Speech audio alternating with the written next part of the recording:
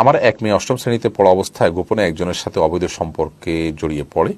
এতে সে baby conceive করে ফেলে। লোকলজ্জার ভয়ে আমি গোপনে তার অ্যাবর্শন করাই। এখন সে এবং আমার বাবা মা সবাই অত্যন্ত লজ্জিত এবং অনুতপ্ত। আল্লাহর কাছে খাঁটি মনে তওবা করেছি।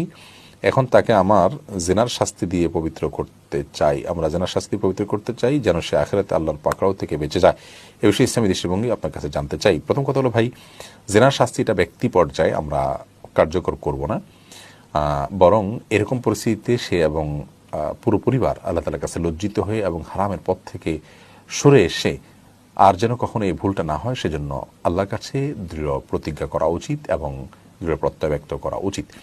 তবায় নাসুহা যেটাকে বলা হয় খাঁটি তওবা, সেটা আমাদের করা উচিত এবং আল্লাহ তাআলা ক্ষমাশীল, ইনশাআল্লাহ তাআলা ক্ষমা করবেন। এবং এই যে আপনার পরিস্থিতি তৈরি হলো, এটি কী কারণে তৈরি হলো, কোন জায়গায় তৈরি হলো, তাকে কী ধরনের প্রতিষ্ঠানে দেওয়া হলো, কিভাবে সে অন্য ছেলেদের সাথে যোগাযোগ করে বিপথে চলে গেছে, সেই যে লাইফস্টাইল সেটার ব্যাপারে আমাদের সংশোধনী আনতে হবে এবং ভবিষ্যতে যেন এরকম ভুল না হয় সেজন্য তাকে উপযুক্ত শিক্ষা প্রতিষ্ঠানে দিতে হবে এবং গভীর মনিটরিংয়ে রাখতে হবে এবং সুন্দর পরিবেশ তাকে দিতে হবে।